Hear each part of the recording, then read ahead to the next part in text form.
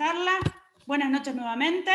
Buenos días al expositor, porque les cuento que tenemos el honor de tener al doctor desde Singapur. ¿Sí? Vamos a hacer las presentaciones formales en un ratito, pero si ustedes están haciendo un sacrificio y demorando la cena, el doctor está demorando el arranque de su actividad. Así que sumamente agradecidos desde la Unidad de Graduados de la Facultad de Derecho de la Universidad Nacional de Mar del Plata.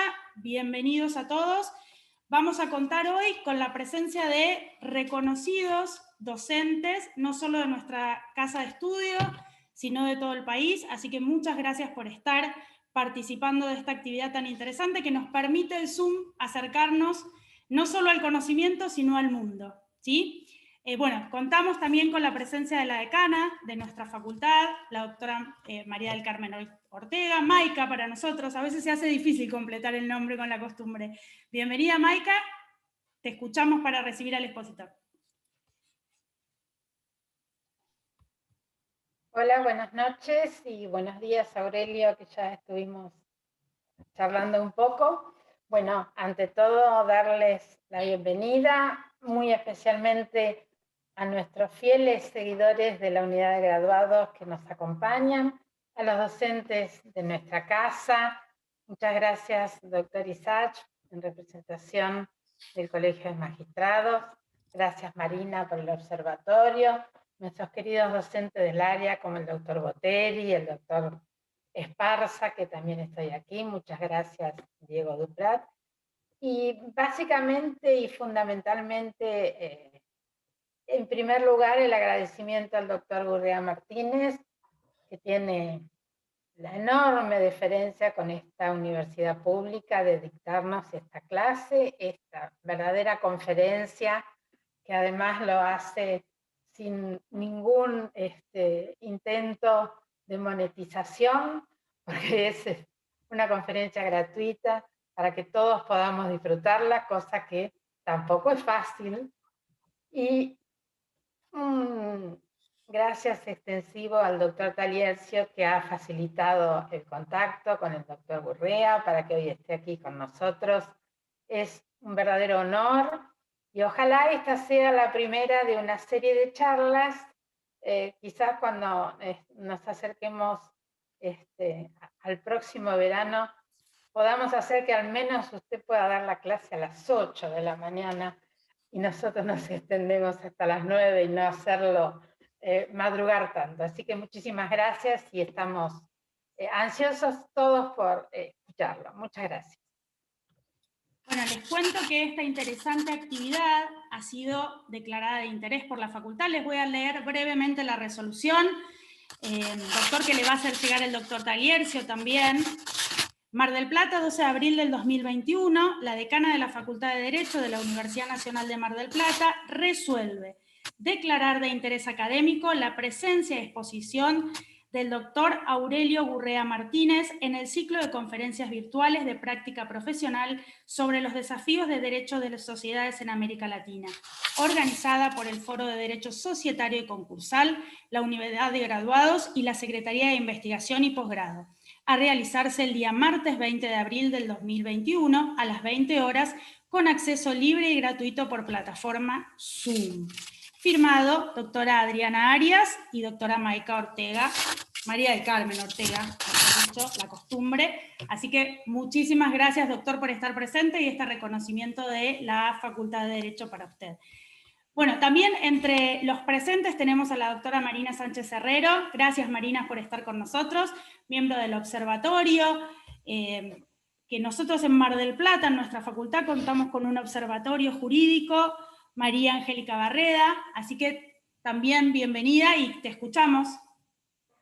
Bueno, no, en realidad agradecer la invitación, me sumo a las palabras de Maika, como siempre tan exactas, respecto del honor que es para toda nuestra facultad, para nuestra unidad académica, contar con la presencia del doctor Gurrea Martínez. Yo debo decirles a todos que vengo a aprender.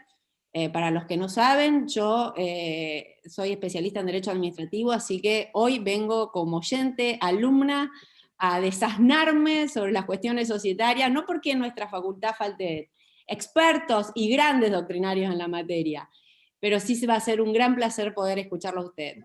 Y bueno, y felicitar especialmente a la unidad de graduados, el trabajo inmenso que están haciendo en la persona de Federico Martínez Bordisco, su director, pero no quiero dejar de mencionar a la doctora Verónica Giovanello, a Leonardo Molina, y en particular esta actividad facilitada por el doctor Taliercio, que además sé que es un gran colaborador del espacio, y que tanta falta nos hacen, en especial en este momento, a todos los que queremos no solo estar unidos a la facultad, sino en permanente actualización, y eso es algo que desde la unidad hoy, si se piensa en algo sobre eso, se piensa en unidad de graduados, por lo menos en nuestra facultad, o por lo menos así es como lo veo yo.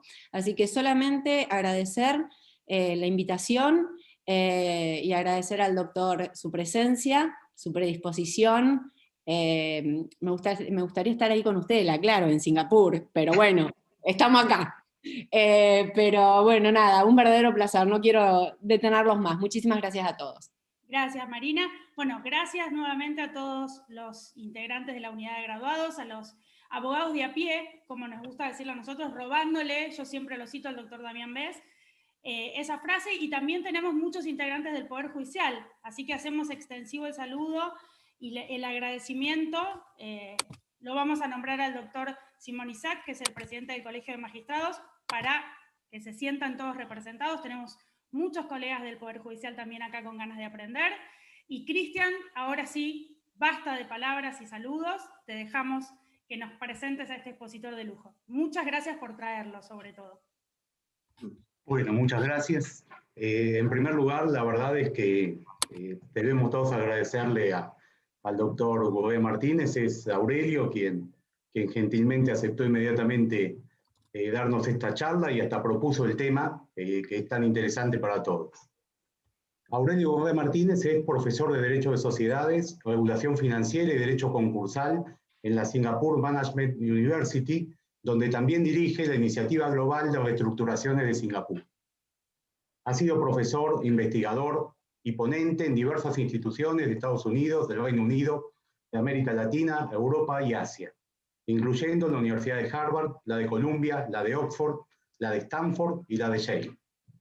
Es abogado, economista y auditor de cuentas, doctor en Derecho, máster en Derecho y Finanzas por la Universidad de Oxford, máster en Derecho y Estudios Legales Internacionales por la Universidad de Stanford.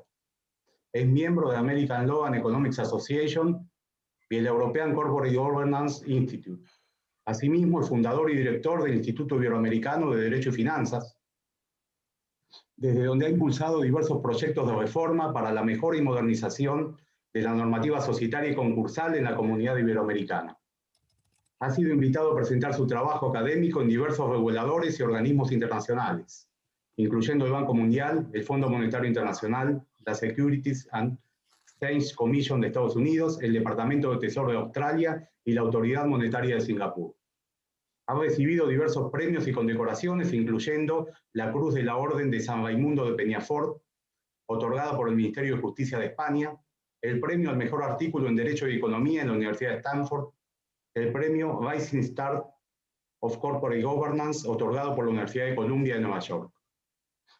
Sus publicaciones, artículos, papers, disertaciones, son inspiración para académicos, para legisladores.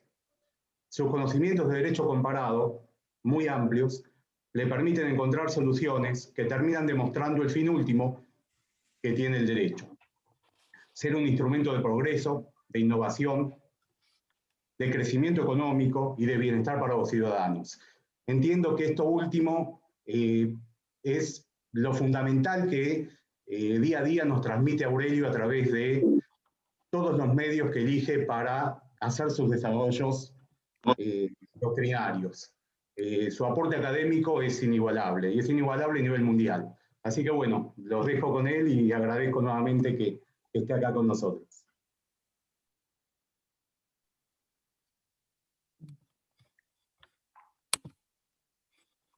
No, bueno, muchísimas gracias a la Universidad Nacional de Mar del Plata, muchísimas gracias al profesor Talierzo por esta amable presentación, muchísimas gracias a la decana, a los responsables de posgrado de la universidad. La verdad es que después de tanto halago y tantas amables palabras, pues uno casi que prefiere ya ni siquiera disertar sobre el tema más complejo sobre el que vamos a tratar hoy, porque no, desde luego que no quiero que se cedan las expectativas ni sobre el tema ni sobre el ponente, y desde luego que tras estas cariñosas palabras, pues los oyentes pues probablemente tengan muy altas las expectativas. Y además he visto por los participantes que nos acompañan el día de hoy, a los que quiero también expresar mi agradecimiento por la amabilidad de estar aquí a las 8 de la tarde, hora argentina, escuchando una charla, otra más de Derecho Societario. Soy bastante temoroso de quienes dicen que vienen a aprender, quienes vienen a escuchar, porque probablemente esos son los mayores expertos. Y de hecho me consta de buena mano que precisamente hay grandes expertos societaristas, no solo argentinos, y de toda la comunidad latinoamericana. Puedo ver varias caras de varios compañeros y amigos de Ecuador, de Colombia, de otra serie de países. Entonces, la verdad que más que yo dar una disertación sobre lo que creo que puede ser, o lo que creo que pueden ser los desafíos en las legislaciones societarias latinoamericanas, lo que me gustaría en realidad es simplemente reflexionar sobre esta serie de desafíos, comentar posibles soluciones, pero sobre todo intentar aprender de los conocimientos y de la experiencia de todos los que nos acompañan. Porque soy un fiel defensor de que precisamente la forma de mejorar las cosas, así sea en un solo país, es precisamente aprender de la experiencia de los demás. Tanto a nivel interno del país como a nivel externo de otros países de nuestro entorno, porque precisamente, como comentaré en unos minutos, creo que los problemas que afronta el derecho societario argentino no son tan distintos de los que afronta el derecho societario ecuatoriano, ni tan distintos de los que afronta el derecho societario mexicano, ni tan distintos, de hecho, de los que afronta el derecho societario filipino, o malayo, o de Indonesia. Entonces yo creo que resulta especialmente enriquecedor este tipo de conversatorios en los que podamos aprender de la experiencia y de las opiniones recíprocas, y de ahí que nuevamente quisiera felicitar a la universidad por este tipo de iniciativa. La verdad que es un verdadero honor poder estar hoy aquí con ustedes, y muy agradecido nuevamente a la decana, a la universidad y al profesor Talierzo por esta amabilísima invitación.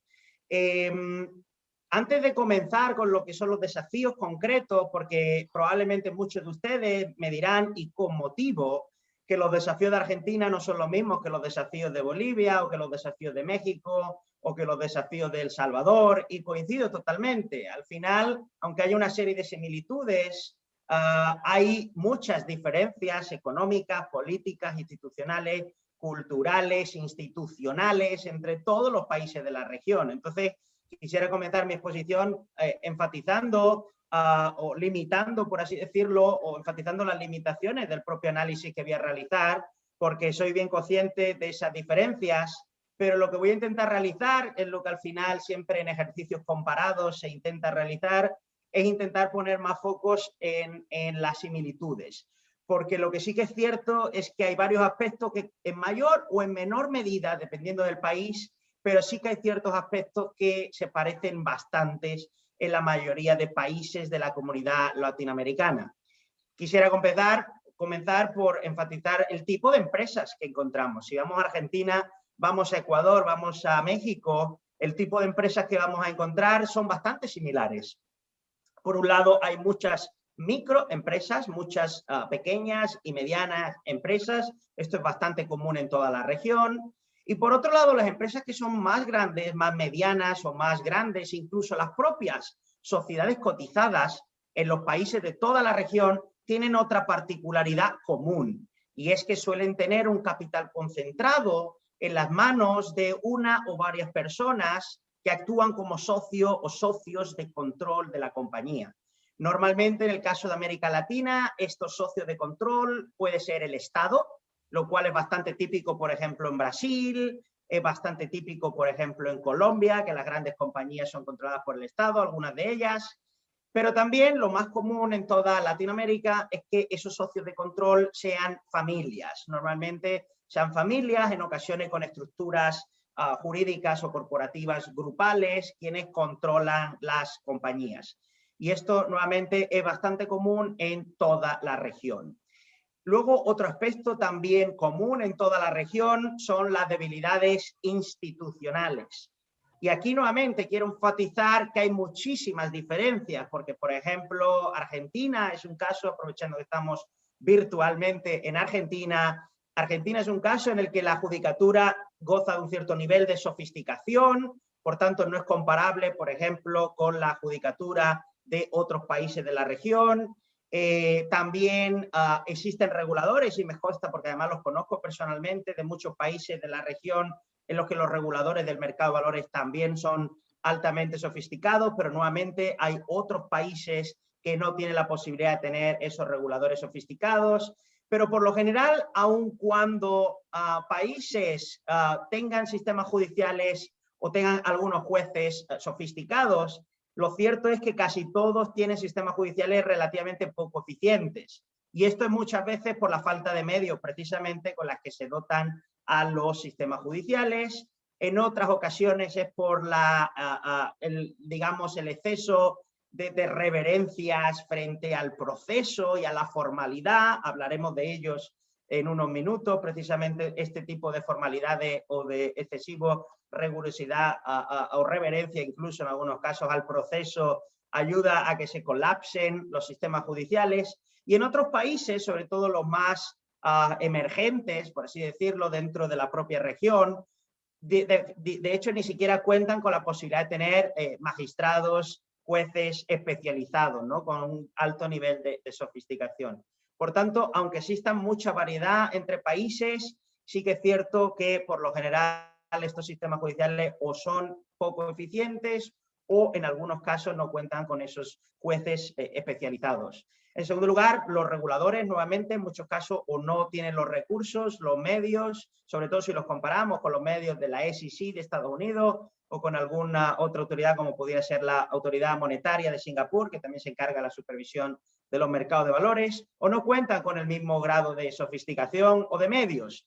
Por ejemplo, la Autoridad Monetaria de Singapur muchas veces ha contratado expertos internacionales, han dicho, ¿quién es la persona que más sabe a nivel mundial de inteligencia artificial? Este individuo de Reino Unido, pues bien, nos lo traemos para Singapur para ayudarnos a desarrollar la estrategia de inteligencia artificial de la Autoridad Monetaria de Singapur. Este tipo de contrataciones son bastante atípicas en la comunidad latinoamericana y yo diría en la mayoría de países también incluso de Europa, en Italia o en España. Sería impensable, ¿no?, que un organismo regulador o que un juez sea un extranjero. Lo fichemos del extranjero precisamente para ayudarnos a contribuir al desarrollo de la región. Pues bien, eso no es atípico en Singapur y no es atípico en Hong Kong, donde, por ejemplo, los jueces son contratados precisamente desde los mejores jueces de Reino Unido y los mejores jueces incluso a nivel internacional. En la Corte Comercial Internacional de Singapur, pues tenemos jueces de todo el mundo, de India, de derecho civil, de common law, de todos tipos. Esto nuevamente es bastante distinto en América Latina. Luego también tenemos que ser conscientes de las debilidades institucionales en materia de corrupción. Nuevamente aquí difieren muchísimo los países. En algunos países la corrupción existe a nivel generalizado de administración pública, en otros países, pero no se extiende, por ejemplo, al sistema judicial.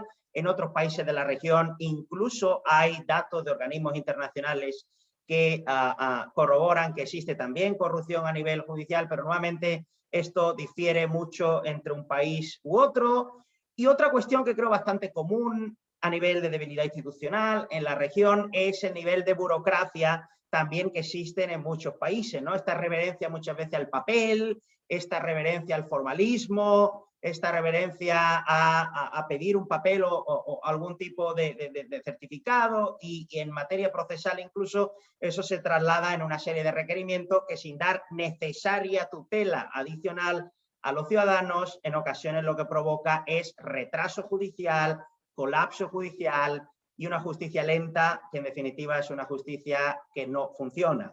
Entonces esa burocracia es bastante común y además estos aspectos que estoy resaltando no son aspectos que yo crea o que por mi experiencia personal individual haya visto en los países de América Latina, sino que además son datos que son destacados pues, desde los índices del Banco Mundial. Si vemos los índices de Doing Business del Banco Mundial, podemos ver que la mayoría de países de América Latina se encuentra entre el número 100 y el número 190 del ranking de facilidad para hacer negocios del índice del Banco Mundial. Por tanto, esos niveles de burocracia, el índice del Banco Mundial mide varios factores, entre ellos es la facilidad con la que poder constituir una empresa. Entonces, nuevamente, si vamos a los datos, podemos verificar eso. Si vamos nuevamente a los datos también de los estudios empíricos, por ejemplo, en el año 2002 hubo un estudio empírico muy interesante de los profesores Rafael Laporta y sus coautores, que se llamaba Regulation of Entry, y en ese estudio, precisamente, en ese estudio de la regulación de entrada,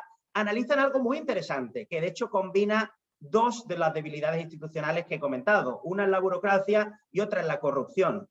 Este estudio muestra que los países con mayores niveles de burocracia y con mayores capas administrativas para aprobaciones de, por ejemplo, constituciones de empresas, etcétera, precisamente, curiosamente, son los que tienen mayores niveles de corrupción.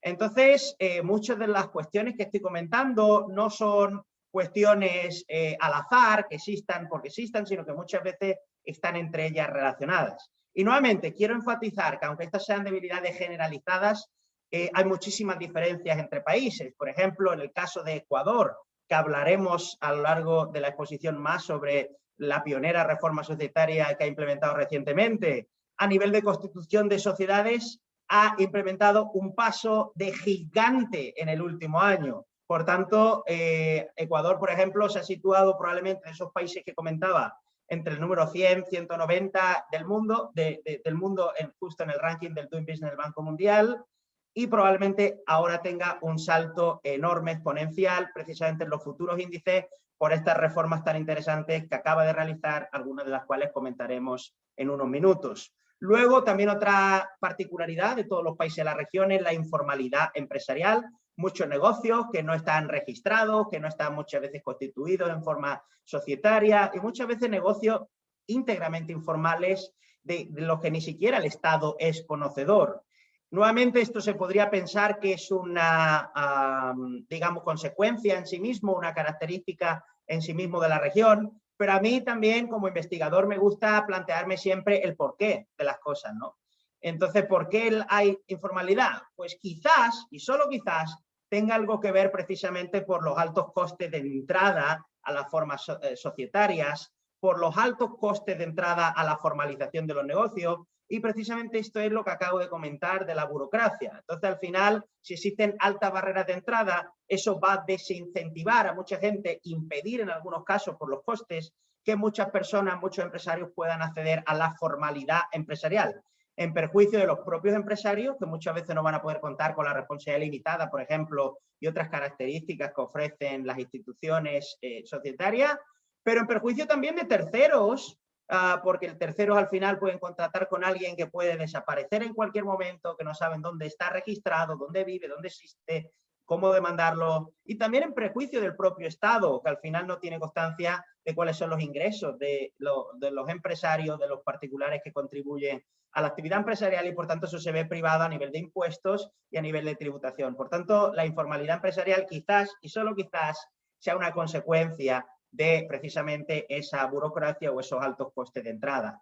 Mercado de valores poco desarrollados es otra característica común en América Latina. Nuevamente, no es lo mismo comparar Colombia, por ejemplo, que comparar Ecuador. Colombia está más desarrollado que Ecuador, por ejemplo, o Argentina, pero todavía pues, no tiene los niveles de desarrollo que uno pudiera ver, por ejemplo, pues, en Reino Unido, Estados Unidos, pues, o Hong Kong o Singapur, ¿no? Entonces, nuevamente, ¿es esto una consecuencia en sí misma, una característica de América Latina, o hay algo que tengamos en nuestros países, en la comunidad iberoamericana en general, que impida que podamos tener mercados de valores más desarrollados? Y aquí nuevamente me remito a lo que la literatura empírica ha demostrado, ¿no? Hay estudios nuevamente, algunos de los mismos autores, de Laporta, López de Silanes, Schleifer y Vishny, que demuestran que precisamente esto no es una casualidad.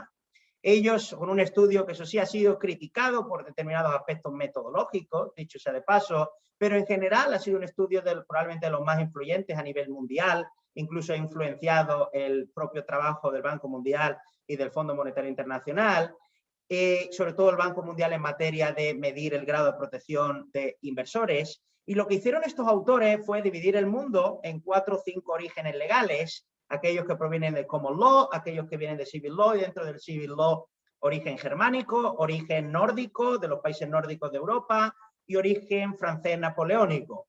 Y examinaron una serie de variables que medían el grado de protección de los accionistas y de los acreedores en todos estos países, ¿no? Entonces, por ejemplo, un accionista puede demandar a los administradores en ejercicio subsidiario, por ejemplo, de la acción social de responsabilidad, de la que hablaremos luego, a través de estas acciones derivadas. ¿Sí o no? Pues si es sí, le doy 1 punto. Si es no, le doy 0 puntos. ¿Un accionista puede incluir aspectos en el orden del día de la compañía, en la agenda? Si es sí, le doy 1 punto. Si es no, le doy 0 puntos. Y a través de una serie de variables que codificaron, examinaron algo muy interesante, y es que los países que vienen del derecho francés, como América Latina, como España, por ejemplo, el Código de Napoleón, precisamente mostraban un nivel inferior de protección de los accionistas minoritarios.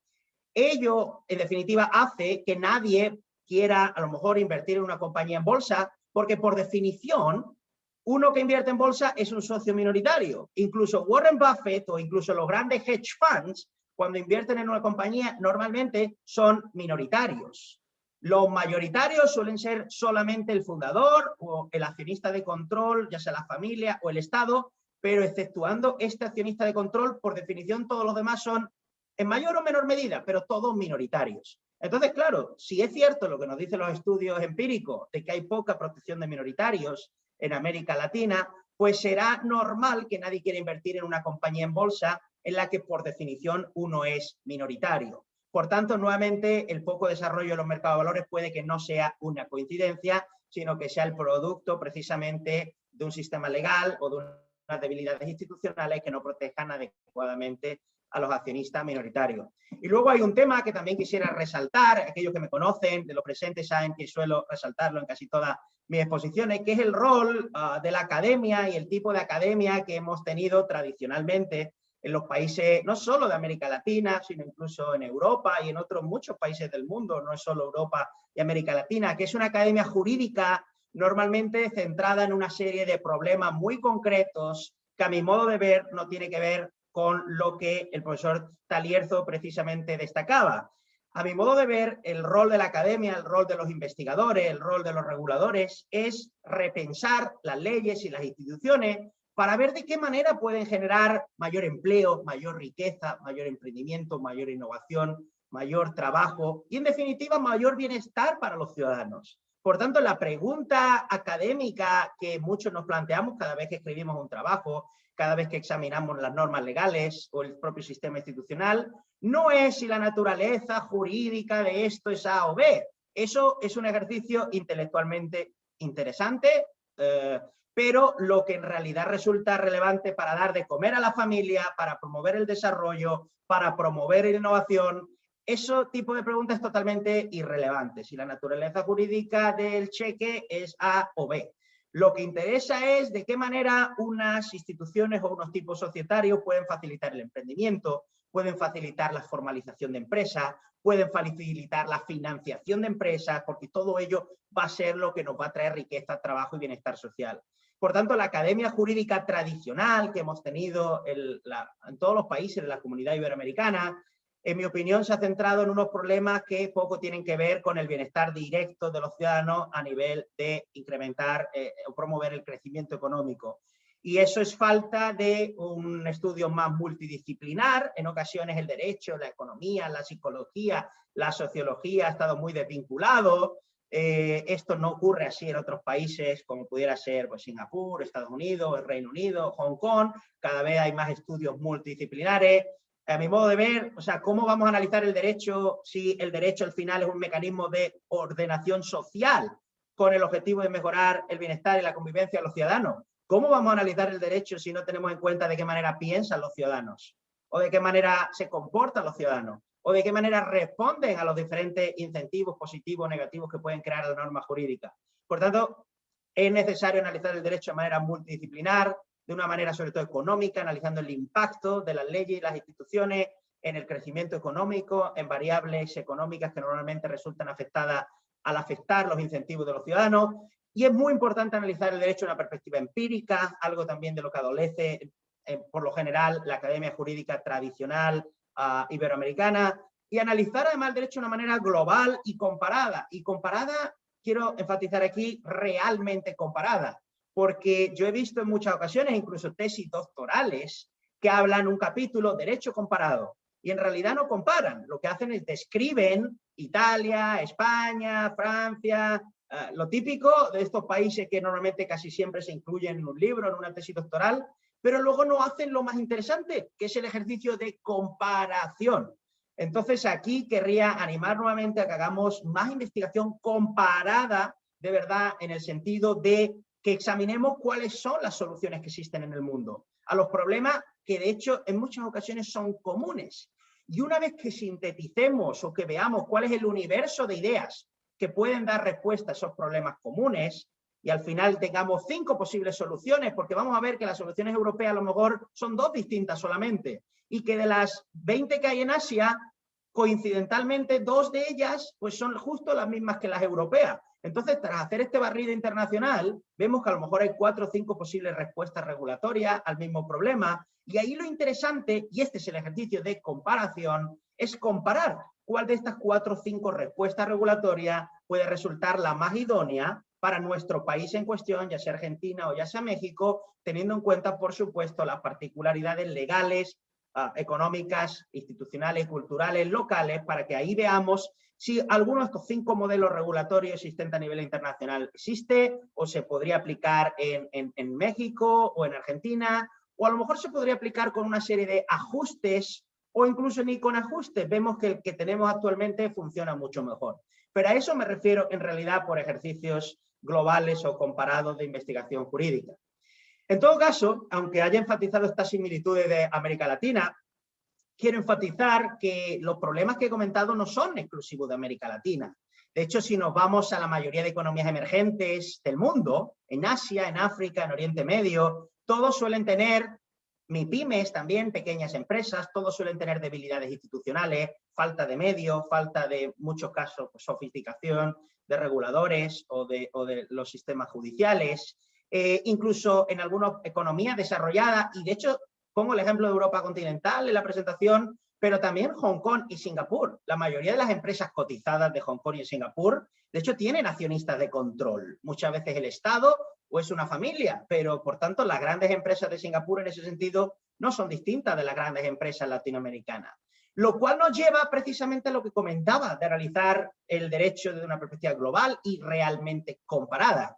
Y es que si Singapur, Hong Kong y, por supuesto, todas las economías emergentes de Asia, África y Oriente Medio, por lo general, tienen problemas similares, o al menos muchos de ellos son similares, ¿por qué no explorar lo que estas jurisdicciones hacen? ¿Por qué no explorar lo que los autores de estos países sugieren? Porque ello puede ser increíblemente enriquecedor para iluminarnos, de decir cuál puede ser la solución idónea para Argentina, para Ecuador o para México. Y precisamente esto es algo que a día de hoy, con las nuevas tecnologías, es increíblemente sencillo de realizar. Antiguamente, si uno quería averiguar qué es lo que estaba en Malasia, pues tenía que viajar a Malasia, tenía que aprender malayo y tendría que ponerse a estudiar y hacer un ejercicio, una inversión enorme. Pero es que a día de hoy es increíblemente sencillo. Y de hecho, mi principal consejo para aquellos interesados en hacer este análisis de las instituciones legales institucionales de una manera más comparada es que, además de seguir al profesor Taliercio en redes sociales, que siempre comparte artículos muy interesantes, es que precisamente, como la mayoría estarán en redes sociales, les animo a seguir a 2, 3, 4 páginas o instituciones que les van a aportar increíblemente conocimiento del derecho y las instituciones societarias a nivel comparado. Uno es el Oxford Business Law Blog, el blog de la Universidad de Oxford, de Derecho a los Negocios.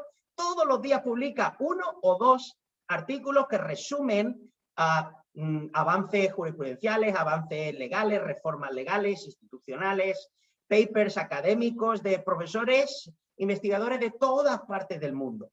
Entonces, por supuesto, pues uno ve el blog de Oxford a diario cuando le llega o lo sigue en redes sociales, y si el tema no le interesa, basta con no mirarlo. Pero es que en muchos casos les aseguro que el tema le va a interesar. Entonces ya bien puede leer el post, que sintetiza normalmente un artículo académico o una reforma legal, o si quieren ir más allá, pues siempre van a poder acudir al artículo completo, que muchas veces se incluye con un link en el propio blog. Además del Oxford Business Law Blog, el blog de la Universidad de Harvard, el Harvard Law School Forum on Corporate Governance and Financial Regulation, también publica diariamente. Este es más centrado en Estados Unidos, pero en ocasiones también a nivel internacional. El blog de la Universidad de Columbia, y simplemente con estos 3 blogs ya están pudiendo conocer lo que está ocurriendo a nivel academia y a nivel legislativo, en materia societaria, empresarial, a nivel internacional.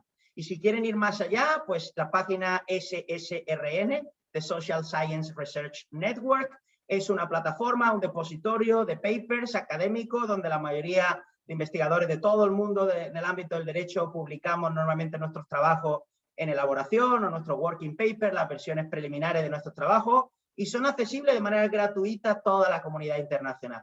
Entonces, con estas 3-4 simples herramientas van a incrementar exponencialmente el universo de ideas. Insisto, no con la necesidad de que alguna de esas ideas se implemente de manera inmediata en un país en cuestión, sino que nos haga pensar para ver si encaja en nuestro país, encaja con ajustes o directamente habría que rechazarla. Entonces, esa es mi principal recomendación.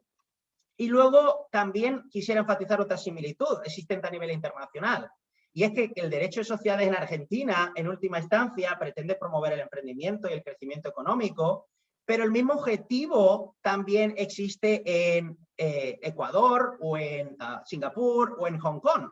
Todos solemos pedirles en mayor o menor medida, con mayor interferencia política o no, pero todos solemos pedirle al derecho societario una cosa, y es que nos ayude a promover riqueza, que nos ayude a mejorar el bienestar de los ciudadanos, y eso lo haga precisamente promoviendo emprendimiento, innovación y financiación de empresas.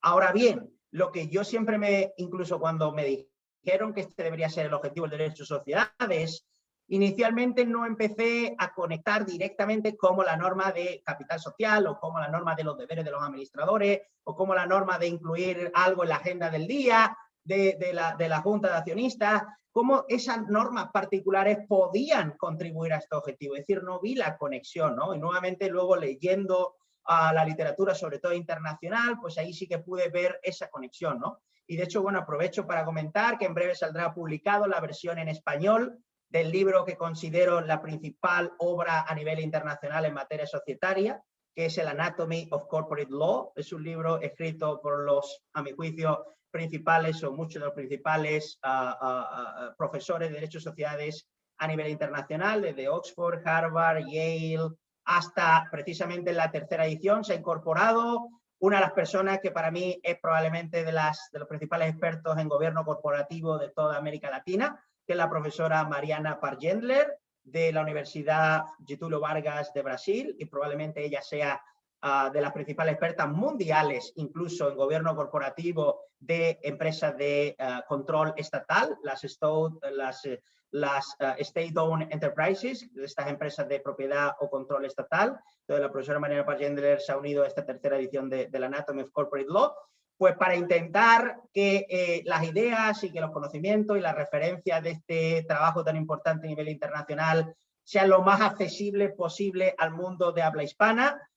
Varios compañeros del Instituto Iberoamericano de Derecho y Finanzas, muchos aquí presentes en esta exposición, y un servidor, entre todos, hemos traducido este libro con el objetivo de que pueda estar disponible. Además, estamos trabajando en una editorial argentina, que es Eliasta. El profesor Guillermo Cabanellas también está involucrado en este proyecto. Entonces, esperamos que esté disponible en breve, y este libro precisamente da esa versión económica y esa versión comparada del derecho societario que estamos hablando.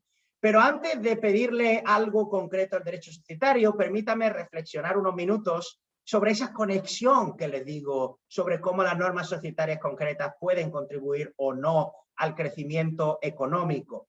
Y aquí yo quisiera sintetizar algo que nunca me explicaron en la facultad. No tuve la suerte de asistir a la Universidad Nacional de Mar del Plata, donde estoy seguro el profesor Talierzo les habrá comentado a sus alumnos de Derecho Societario qué es lo que deberíamos pedirle a una normativa de sociedades, sino que esto es algo que he aprendido a lo largo de los años y a lo largo de precisamente leer lo que opinan unos y otros de diferentes países y diferentes perspectivas. Y al final la síntesis que se me queda es lo que les resumo en esta slide, que considero de la más importante.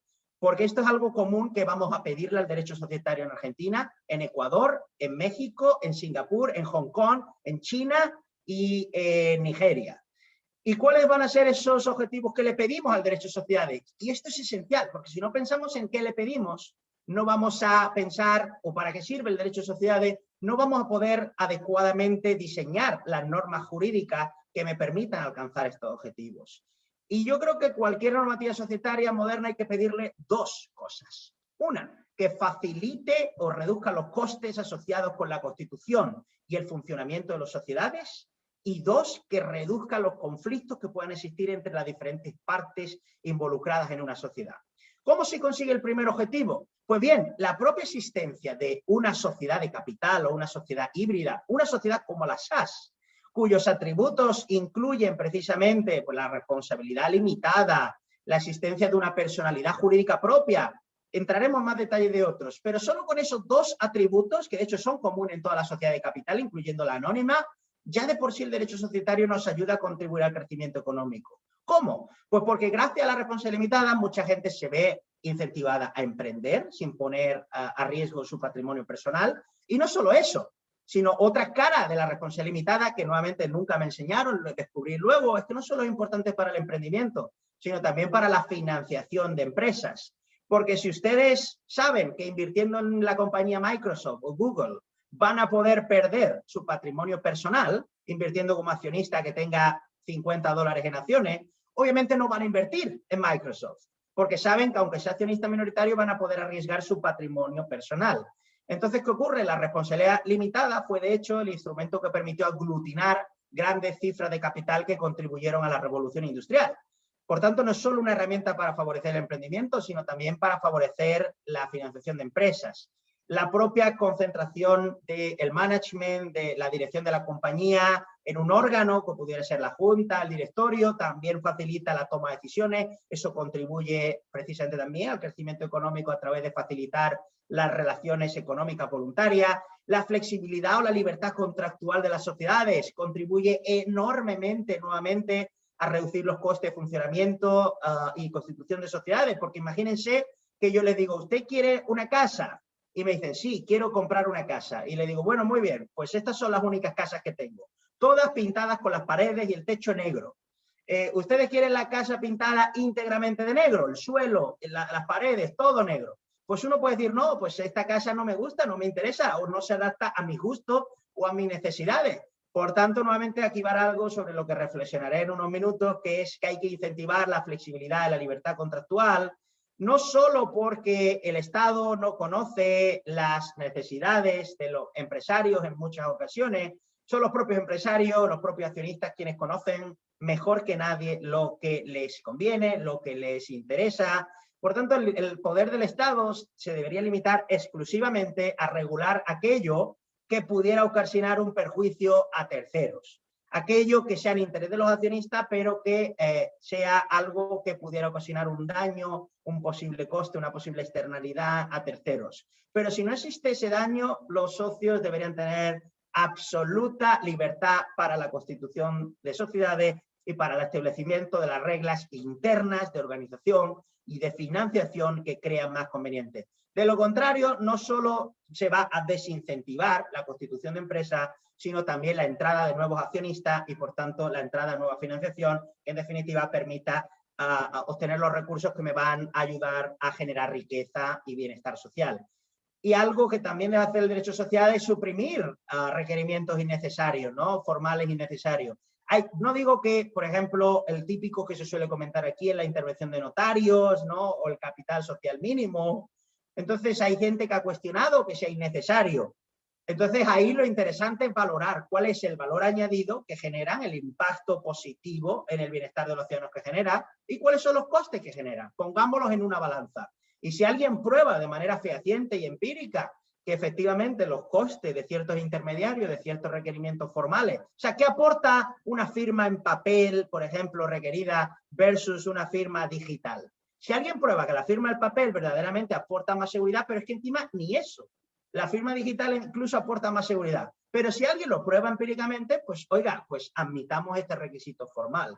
Por tanto, creo que es muy importante repensar todos los requisitos, los intermediarios, para ver cuáles son en la balanza los que verdaderamente contribuyen al bienestar.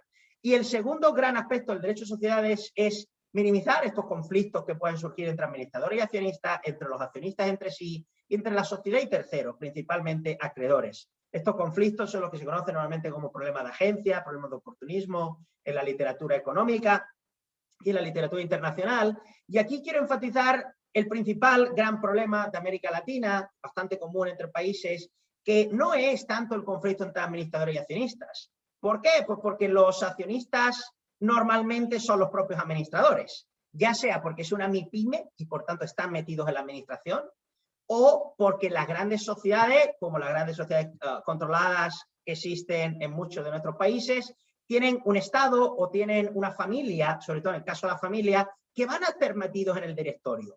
Van a ser miembros del directorio, o incluso si excepcionalmente no lo fueran, van a tener todos los incentivos a nombrar a gente de su entera confianza y a monitorear estrechamente a quienes nombran en el directorio. Por tanto, no hay esa gran separación entre administradores y accionistas que nos lleva a los grandes problemas de agencia existentes en las grandes sociedades cotizadas con capital disperso que existe en Estados Unidos o en Reino Unido. No, el problema de Argentina, el problema de México, de hecho es el mismo que el de Singapur, en las posibles tensiones, los posibles conflictos entre los propios accionistas. En el ámbito de las MIPYMES, los bloqueos societarios son bastante típicos, pero en las grandes sociedades, el conflicto típico va a ser normalmente entre los mayoritarios y los minoritarios. Es decir, el conflicto que en la literatura económica se conoce como tunneling. Y este tunneling viene precisamente de hacer como una práctica de tunelaje, de desviación, desviación de fondos de la propia compañía hacia el bolsillo de los socios de la familia de control. Y esta desviación de activos, de riqueza, de la sociedad hacia los socios de control, se produce precisamente a través de, por ejemplo, nombrar en el directorio a todos los hijos de la familia de control y a todos los primos, todos están en el directorio cobrando altas remuneraciones sin hacer nada. Esta es una forma lícita de hacer un tunneling. Otra forma, pues más cuestionable o más evidente, mejor dicho, serían las transacciones con partes relacionadas, ¿no? Al final, el vender una serie de activos, no directamente al administrador o al socio de control, vamos, eso es demasiado evidente. Se hace normalmente de cuestiones a través de mecanismos más sutiles, como pudiera ser que la parte relacionada o la contraparte no sea directamente el socio de control, sino una de las muchas sociedades controladas por esa familia de control. Entonces, estas transacciones normalmente no han sido capturadas por la normativa societaria en nuestros países, que parece que cuando hablamos en transacciones conflictivas, pensamos en las transacciones en las que el administrador es la contraparte. No, eso es demasiado obvio y eso no existe tanto.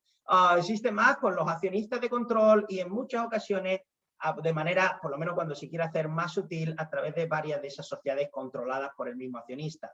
Entonces, esa es una forma de vender activos, por ejemplo, a un precio que sería inferior al que podría pagar un tercero interesado en adquirir los activos y, por tanto, se le priva a los minoritarios o a la sociedad en general de unos recursos que en otro caso habrían devenido en interés de todos. Por tanto, esa es otra forma de tunneling. ¿Y por qué insisto tanto en el tunneling y por qué insisto tanto en estos problemas de agencia? Pues bien, insisto tanto porque si ustedes supieran que invirtiendo sus recursos en una compañía, saben que el socio mayoritario les va a expropiar parte de esos recursos, no les va a repartir los recursos que le corresponderían a prorrata en función de su participación, sabe que se va a enriquecer oportunistamente a costa de usted y del resto de minoritarios, desde un punto de vista ex ante, antes de invertir, ¿qué incentivo va a tener usted a invertir? Pues probablemente pocos. Entonces, esto precisamente es lo que enfatiza los trabajos de Laporta y otros de sus coautores y muchos economistas y juristas a nivel internacional. Si queremos enfatizar la financiación de empresas, si queremos promover la financiación de empresas, el desarrollo del mercado de valores, entre otros muchos cambios legislativos e institucionales, hay que otorgar una fuerte protección a los accionistas minoritarios. Si no, Warren Buffett, que es minoritario en muchas sociedades, o hedge funds, que son minoritarios en muchas sociedades, no van a querer invertir en nuestras sociedades. Por tanto, aunque esté muy bien pensar en otras normas de cambio de la regulación del mercado de valores, insider trading, abuso de mercado, etcétera, Lo más básico de todo es empezar por proteger debidamente a los minoritarios, y eso, la protección básica, se obtiene a través del derecho de sociedades.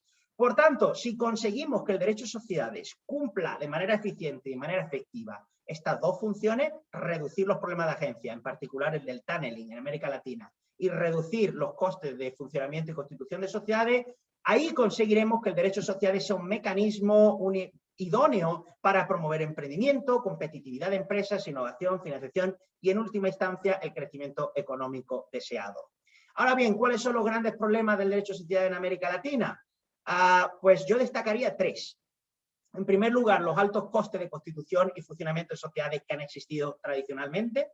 Y por coste de constitución y funcionamiento quiero incluir no solo los costes en sí de constituir una sociedad, sino también la propia inmersión o la propia intervención del Estado en el diseño de normas imperativas que también cohíbe esa constitución de sociedades, o la intervención del Estado muchas veces por vía judicial en revisar cuestiones exclusivamente o decisiones exclusivamente empresariales. Hablaremos más de eso en unos minutos.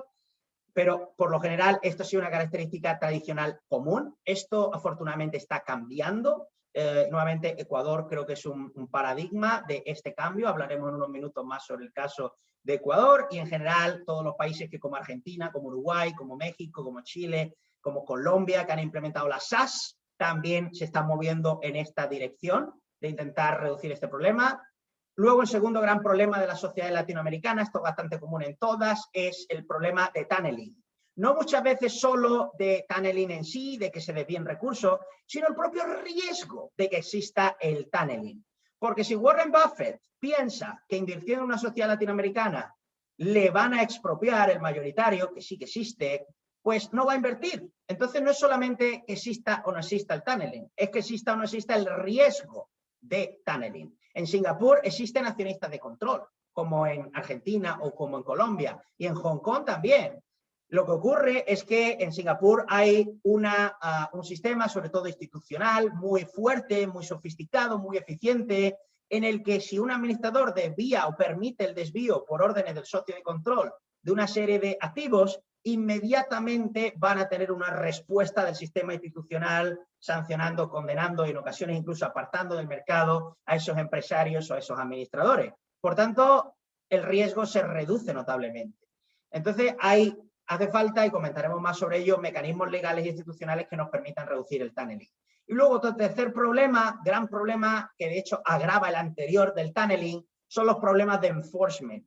El caso de que muchos accionistas en América Latina no tienen en ocasiones ni los remedios legales adecuados por la falta de existencia en muchos países de estas acciones derivadas para el ejercicio subsidiario de la acción social de responsabilidad, o de mecanismos como los oppression remedies, los remedios opresivos que existen en muchos países anglosajones, una serie de remedios legales en los libros que dan protección al minoritario, pero incluso hay un problema adicional. Aunque existan esos remedios en los libros, luego está el problema de que si la justicia es lenta, al final no es justicia. Desincentiva el acudir a los tribunales de justicia. Por tanto, si el enforcement no funciona, no hay justicia. Y si no hay justicia, hay mayor riesgo de tunneling. Y si hay mayor riesgo de tunneling, nadie va a querer invertir en nuestras sociedades, y eso definitivamente va a privar a nuestras empresas de unos recursos con los que podrían estar generando riqueza para el país. Por tanto, el objetivo que me plantearé, y ya intentaré ser breve porque soy consciente que estoy excediendo el tiempo, es intentar dar respuesta a alguna serie de sugerencias para estos problemas. Sobre el primer problema, ¿cómo reducir los costes de constitución y funcionamiento de sociedades? Pues aquí nuevamente ha habido un exceso de formalismos tradicionalmente, capital social, intermediario, escribano, notarios, que en ocasiones no crean necesariamente esa tutela a tercero que en ocasiones se alega, pero sí generan un coste, y todo lo que sea coste incrementa la barrera de entrada y eso impide el emprendimiento o incentiva la informalidad de las empresas. Unos trámites burocráticos y presenciales que no tienen sentido al día de hoy, sobre todo aquellos que consisten en el papel, y esa reverencia a la formalidad y el papel no tiene sentido al día de hoy. Y otras figuras innecesarias, muchas veces en sociedades cerradas, como el comisario de las sociedades anónimas cerradas, todavía existentes en algunos países de la región, o como, por ejemplo, no tiene sentido auditar compañías pequeñas, una MIPYME, por ejemplo, tener una revisión obligatoria de cuentas no tiene sentido, o imponer una estructura de directorio, consejo de administración no tiene sentido, podría ser un administrador único, un representante legal en esas sociedades pequeñas. Hay que repensar muy bien todas estas instituciones, porque si no tienen una evidencia clara de beneficio tercero, ¿por qué no suprimirla y así reducir los costes? Por otro lado, excesivo uso de normas imperativas ha sido normalmente también un problema típico en toda la comunidad latinoamericana, pero afortunadamente tengo que decir que tanto uno como otro, el problema de la imperatividad del derecho social y el de los costes o formalismos, se están reduciendo dramáticamente a raíz de la implementación de las SAS en Argentina, en Colombia, en México, en Uruguay, en Ecuador, porque estas SAS precisamente, de entre las muchas ventajas que aporta la SAS, precisamente una está en la reducción de costes relacionados con la constitución y funcionamiento de sociedades, y por otro lado está precisamente en la flexibilidad y en el énfasis en la libertad contractual. Por tanto, la SAS entra de lleno a resolver estos dos grandes problemas. Y precisamente aquí quiero aprovechar para felicitar y agradecer al profesor Francisco Reyes Villamizar, que ha sido precisamente quien a través de su vasto conocimiento de las instituciones societarias a nivel local y comparado, y sobre todo a través de esos análisis también multidisciplinares y económicos que realiza, fue el que a través de examinar las virtudes de una serie de tipos societarios de distintas partes del mundo, llevó la SAS o la SAS a Colombia y la SAS colombiana inspiró la SAS de la OEA, y la SAS, precisamente la Organización de Estados Americanos, fue la que también ha ayudado a impulsar la SAS en otros países de la región. Y ya a través de, sobre todo, la revolución creada por el profesor Francisco Reyes, se empezó a escribir más sobre la SAS, se empezó a saber más sobre la SAS, y se fue expandiendo como cualquier otro producto o mercancía o servicio que vemos en el día de hoy. Entonces Uruguay la implementó, y aquí quiero destacar también a Pedro Belloc, también hizo un trabajo extraordinario. Se implementó en Argentina, y aquí quiero destacar también la labor de Sebastián Balbín, la labor de Alejandro Ramírez y otros grandes societaristas que han contribuido enormemente al conocimiento, divulgación e implementación de la SAS. En Ecuador quiero enfatizar muy especialmente al profesor Paul Novoa, aquí presente, y al doctor Esteban Ortiz, intendente de Compañías de Quito. Esteban en particular ha sido el que ha liderado el equipo de la Superintendencia de Compañías de Ecuador, que ha conseguido implementar una de las reformas más pioneras y vanguardistas probablemente de las últimas décadas en materia societaria en la comunidad latinoamericana, entre otras muchas reformas realizadas por Ecuador. Ha implementado la SAS, precisamente, la SAS, y quiero enfatizar más la SAS colombiana, la SAS de la OEA, porque algo que se ha evidenciado en la experiencia de otros países, por ejemplo en México, es que se ha implementado una SAS excesivamente rígida, una SAS que sigue pidiendo notarios, una SAS que no se permite constituir si se superan determinados límites, y esto es algo que el propio profesor Francisco Reyes ha dicho, que es una SAS condenada al enanismo y es una SAS atrofiada ya desde el principio. Entonces al final no es tan distinto de la sociedad limitada tradicional que teníamos. Entonces es muy importante no solo implementar la SAS, sino asegurarnos, por tanto, y esto todavía es necesario en muchos países de la región, si vemos Bolivia, si vemos Costa Rica, si vemos incluso creo todavía Perú, ni siquiera tiene la SAS en sí. Entonces hay muchos países de la región que todavía necesitan de la SAS, y por tanto hay que seguir enfatizando su importancia y su deseabilidad. Pero hay otros que la han implementado, pero la han implementado erróneamente o de manera atrofiada, por tanto es muy importante revisar esa forma en la que se ha implementado. Y hay otros países, y Argentina es uno de ellos, en los que en determinadas zonas del país parece que está habiendo un retroceso, un determinado recelo nuevamente a la SAS y a las nuevas tecnologías. Por tanto, tenemos que estar todos los presentes, toda la comunidad académica, muy vigilantes, porque el debate académico es esencial. Porque si ustedes me preguntan, bueno, si la SAS es tan maravillosa, ¿por qué no se ha implementado hace varias décadas? Y ahí mi respuesta suele ser la misma.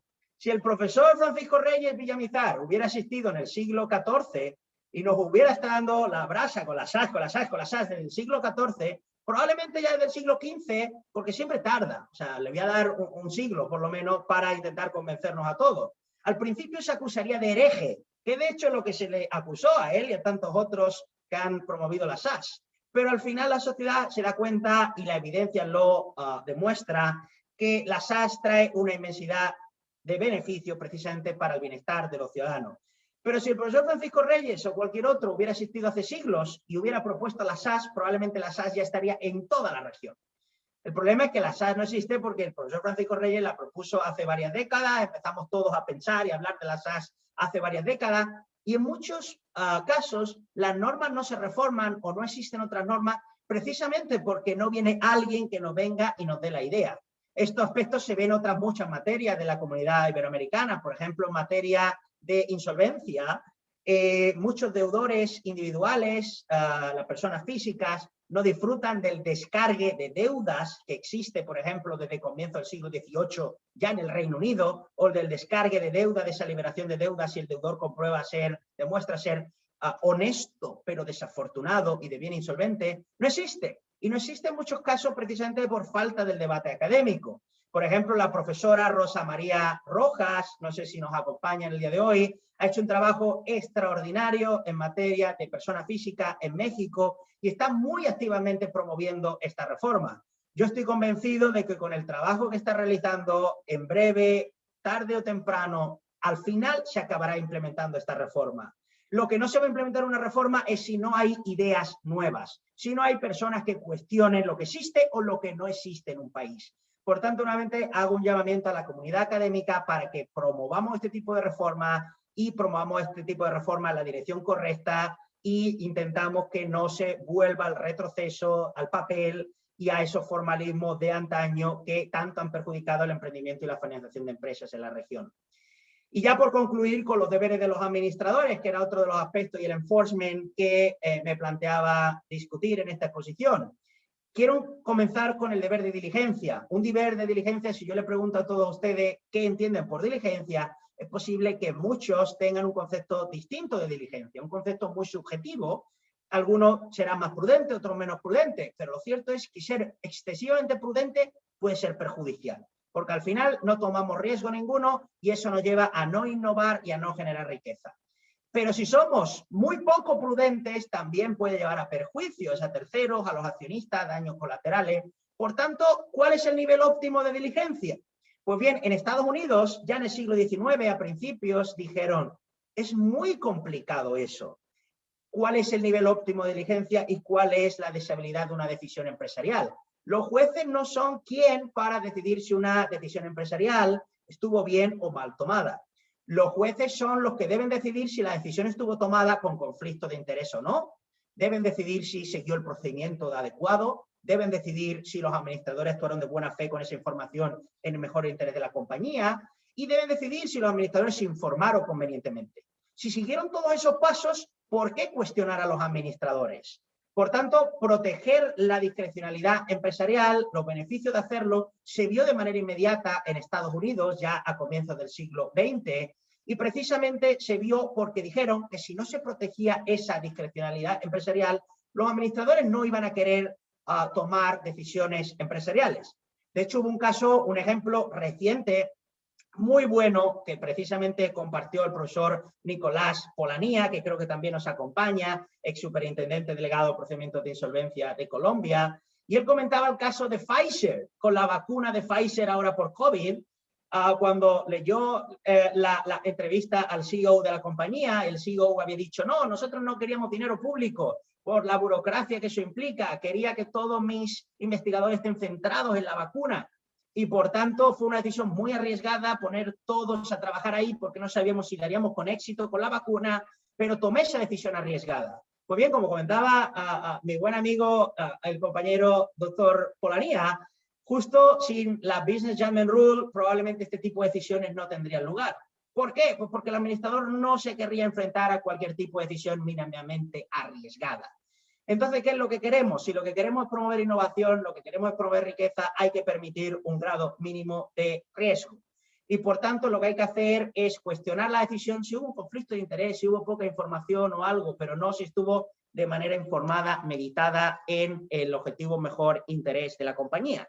Y además, los jueces tampoco tienen el conocimiento o incluso la habilidad para decidir sobre una decisión exclusivamente empresarial. Los jueces al final deciden si la ley se ha cumplido o no se ha cumplido, pero no si invertir en A ha sido mejor que invertir en B. Por tanto, la mayoría de países del mundo, Estados Unidos empezó en el siglo XIX, pero luego Reino Unido se le unió y luego a nivel de norma codificada, porque esto surgió jurisprudencialmente, en los países anglosajones. Luego, a nivel de norma codificada, se implementó en Australia en el año 2001, en Alemania en 2005, en España en 2014, en Ecuador en el año 2020. Todos estos países han codificado lo que se conoce como la Business Judgment Rule o esta regla de protección de la discrecionalidad empresarial. La pregunta clave es, ¿resulta deseable implementar esta regla? Bueno, pues aquí en la presentación que les compartiré para aquellos ustedes que estén interesados, pongo un caso práctico por si quieren valorarlo a posteriori, que básicamente consiste en un proyecto arriesgado y un proyecto menos arriesgado. Y al final, si tenemos un proyecto que nos reporta unos beneficios asegurados y otro que son unos beneficios mayores, pero con riesgo, el caso Pfizer, al final, ¿a cuál nos vamos? Al dinero seguro. Entonces, esta va a ser la respuesta tradicional de la mayoría de administradores. No solo por una cuestión de aversión al riesgo que tenemos en la comunidad latinoamericana, sino también por una cuestión de propia responsabilidad, que no quieren estar expuestos si la cosa sale mal en el proyecto 1 y puede salir mal, hay un 20% de fracaso, vamos a perder dinero y si perdemos nos van a demandar. En cambio, en el proyecto 2 que les comento, no hay riesgo de pérdida, por tanto, ¿por qué no emprenderlo? Entonces, la mayoría de administradores se irían definitivamente al proyecto 2 en ausencia de una protección de la discrecionalidad empresarial. Y eso es algo perjudicial para los propios accionistas, sobre todo los accionistas que se encuentren diversificados, porque los accionistas, si están diversificados, lo que quieren es maximizar el importe neto de su inversión, y eso nuevamente también lo van a hacer con el proyecto 1. Y el proyecto 1 nuevamente es el que nos ha traído la vacuna del COVID, y el proyecto 2 habría sido el que nos hubiera mantenido meramente con la mera fabricación de aspirinas. Por tanto, creo que es importante que si queremos precisamente promover la innovación y el crecimiento, es importante proteger la discrecionalidad empresarial de los administradores. Pero es que además no solo eso, la Business Judgment Rule tiene otros beneficios indudables, que es hacer más objetiva el propio concepto subjetivo de diligencia, es evitar el sesgo retrospectivo, que es lo que la psicología y los estudios experimentales han demostrado que tenemos los seres humanos cuando decidimos a posteriori algo sobre lo que ya sabemos el resultado. En España se dice que a toro pasado, ¿no? Es muy fácil, todo el mundo ser torero y decidir que es lo mejor, sí, pero porque a toro pasado ya sabemos lo que ocurrió. La crisis financiera, tengo muchos compañeros, muchos amigos, todo el mundo es experto en haber visto la crisis financiera de 2008 antes de que ocurriera. Sí, muy bien, si todo el mundo la había visto, ¿por qué no se hizo algo? A posteriori es muy fácil ver todos estos problemas, ¿no? Luego, la competencia institucional. ¿Son los jueces verdaderamente los encargados de resolver estas cuestiones? Y si lo son expertos en cuestiones empresariales o solo en leyes.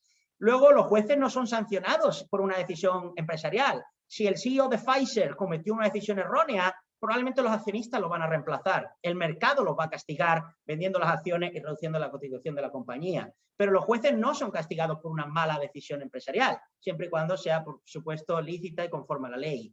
Y los accionistas además saben que son los administradores quienes van a tomar la decisión y en función de eso van a decidir si invertir o no invertir, confiar o no confiar. Por tanto, la regla del juicio empresarial resulta deseable con carácter general.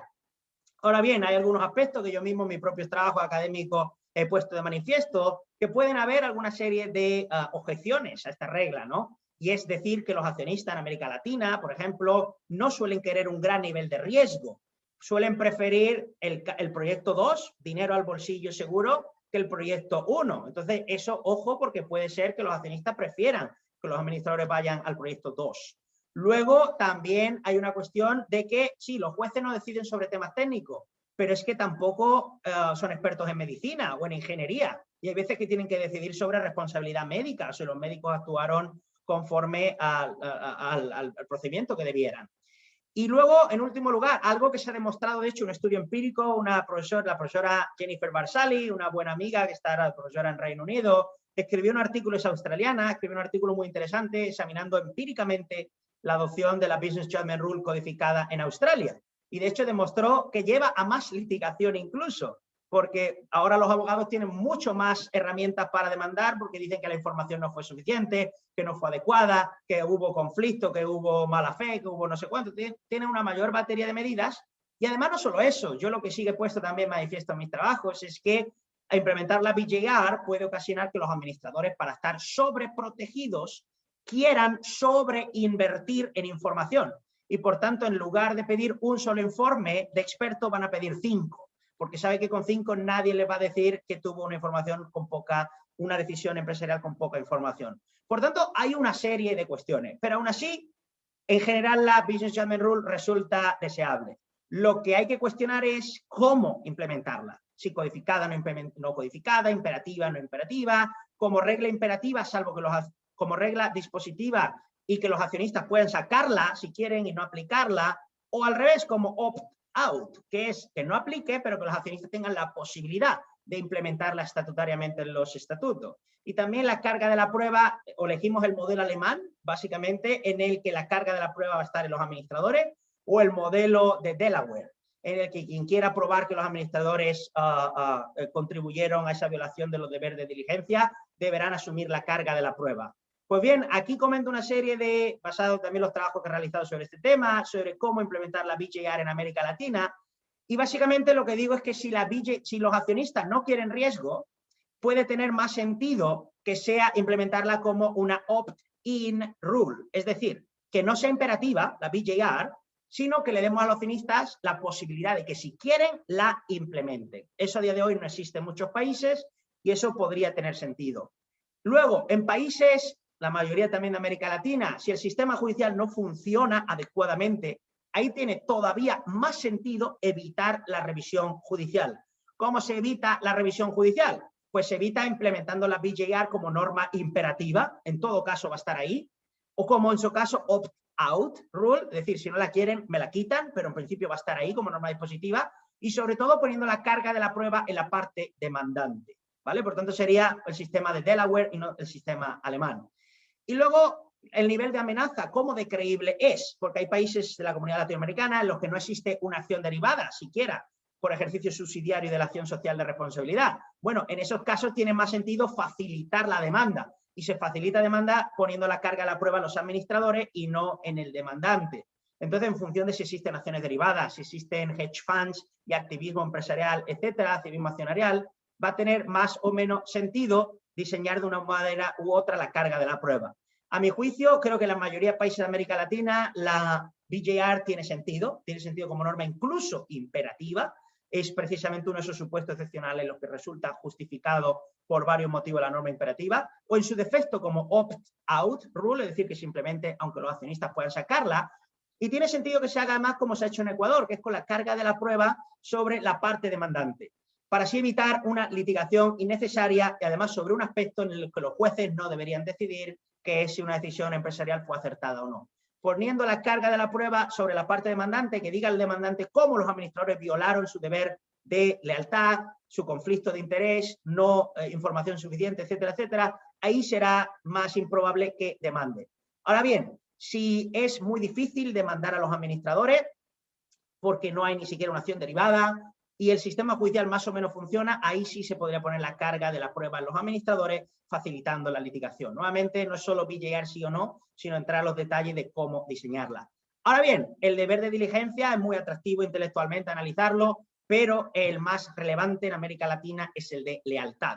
¿Por qué? Pues porque los propios socios de control tienen los incentivos adecuados para monitorear estrechamente a los administradores. Y si es incompetente, los propios socios de control van a ser los primeros interesados en apartarlo, no van a querer un incompetente a la gestión de la compañía. Van a querer una persona, eso sí, que vele por los intereses del socio de control, de su familia y de su grupo de control. Y eso nos mueve más en el entorno del deber de lealtad. Y entonces, precisamente, este deber de lealtad, varios hechos que hacen que se agrave el problema en América Latina es la asistencia socio de control, regulación insuficiente de transacciones con partes relacionadas, escasos mecanismos de protección de minoritarios, no hay acciones derivadas en muchos países, no hay directores verdaderamente independientes en muchos países, no hay activismo accionarial de minoritarios en muchos países, y encima todo esto se agrava por el problema del enforcement. Entonces, claro, todo ello deriva a un grave problema o riesgo de problema de tunneling, que en realidad es o se podría ver como una forma amplia de incumplimiento de ese deber de lealtad, de no velar por los intereses de los accionistas en su conjunto, sino solo de favorecer a determinados insiders.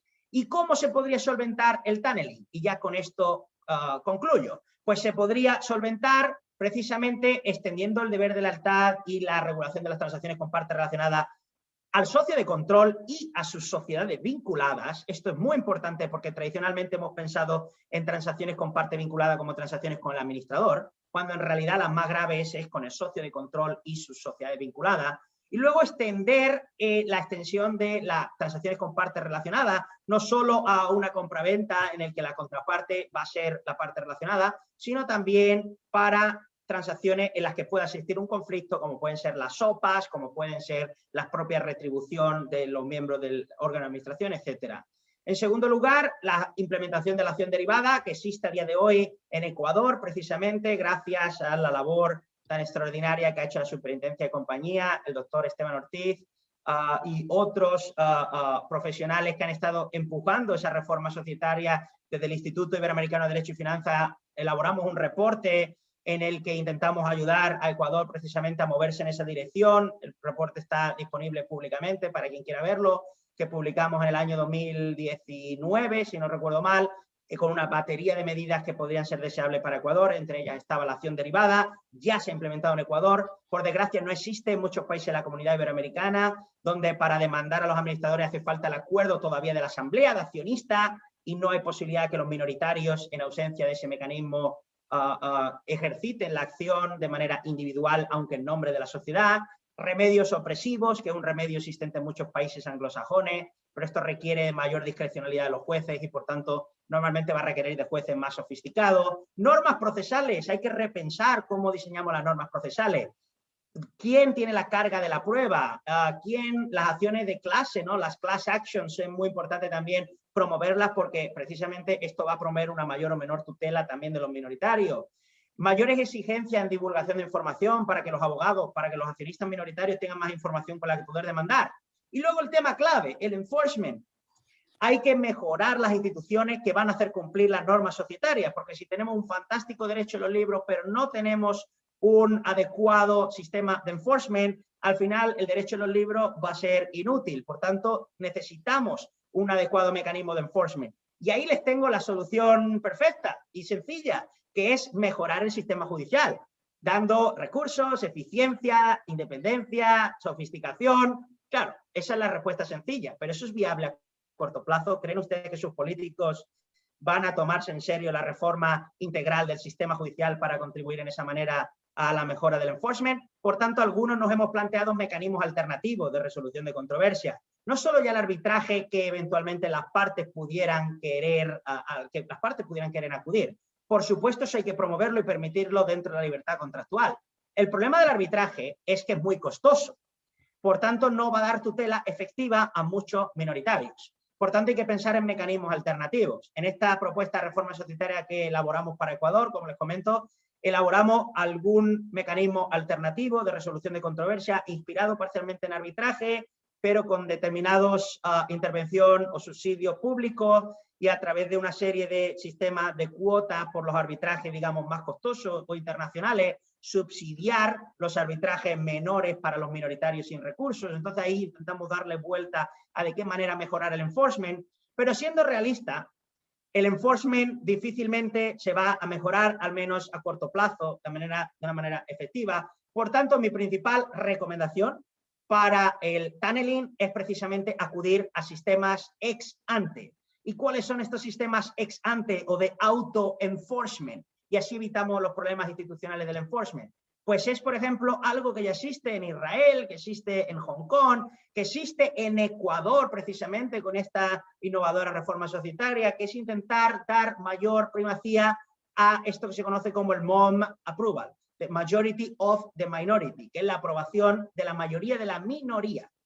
Si entendemos que una transacción tiene un conflicto de interés con el socio de control no debería poder votar. Deberían poder votar el resto de minoritarios y que una mayoría de esos minoritarios sean quienes aprueben las transacciones. Por tanto, esa es una forma ex ante de proteger a los minoritarios que yo recomendaría especialmente en países en los que el enforcement no funciona. Y otra forma, más para las cotizadas, porque las cotizadas sí que una mayoría de la minoría puede ser excesiva para transacciones del día a día, solo para las más significativas puede tener sentido, pero las cotizadas, el sistema más eficiente de mecanismo de prevención del tunneling debidamente implementado son los directores independientes. Ahora bien, suponiendo que sean verdaderamente independientes. ¿Y por qué digo esto? Pues porque, por desgracia, los directores independientes en todos los países de América Latina, salvo nuevamente Ecuador, que acaba de implementar una reforma en esta dirección, ¿quién nombra a los miembros del directorio, incluyendo los independientes? La asamblea de accionistas, ¿cierto? ¿Y quién gobierna, quién manda en la asamblea de accionistas? El socio de control. Entonces, en definitiva, los directores independientes en Argentina, en México, en Colombia, en Bolivia, son al final nombrados, destituidos y remunerados por los socios de control. Entonces no van a tener los incentivos adecuados para monitorear y prevenir el tunneling precisamente con el socio de control. Y aunque los tuvieran, Warren Buffett, desde Estados Unidos, cuando piensa en invertir en una compañía latinoamericana, va a pensar que no, pues como el socio de control los ha nombrado, los ha destituido, no va a velar por los intereses de los minoritarios. Por tanto, no va a invertir y ese riesgo de tunneling va a ocasionar el perjuicio. Por tanto, yo escribí precisamente un artículo respondiendo a la Comisión Nacional de Valores Argentina en el año 2017, preparé una respuesta a la propuesta de reforma de los directores independientes en Argentina, una respuesta que me tumbaron, no consideraron, y yo en esa recomendación lo que decía, basándome precisamente en lo que existe en Israel, en lo que existe en Italia, en lo que existe en Reino Unido y en lo que existe en la literatura económica y jurídica internacional, básicamente ideé un sistema en el que decía, no, debe haber al menos uno o dos independientes nombrados por los minoritarios, que este es el sistema italiano. Porque así nos metemos un verdadero outsiders, va a estar dentro del directorio y va a saber qué es lo que ocurre. Que muchas veces el problema es que ni siquiera se saben estas transacciones con partes relacionadas. Entonces, eso por un lado. Después, el resto de directores independientes los vamos a nombrar conforme al sistema del Reino Unido, que es un sistema que se ha propuesto también en Ecuador y que recientemente se acaba de anunciar en India, que es un sistema en el que los directores independientes van a nombrar por un sistema de doble mayoría. Primero, la Asamblea General de Accionistas va a decidir si nombrar o no los independientes y eso va a salir solo si el socio de control está de acuerdo. Pero como el socio de control puede ser el que influencia a los directores independientes, nos vamos a ir a una segunda votación en la que vamos a excluir al socio de control. Y si esa mayoría de la minoría también ratifica el candidato aprobado por toda la Asamblea, en ese caso va a ser ratificado como independiente.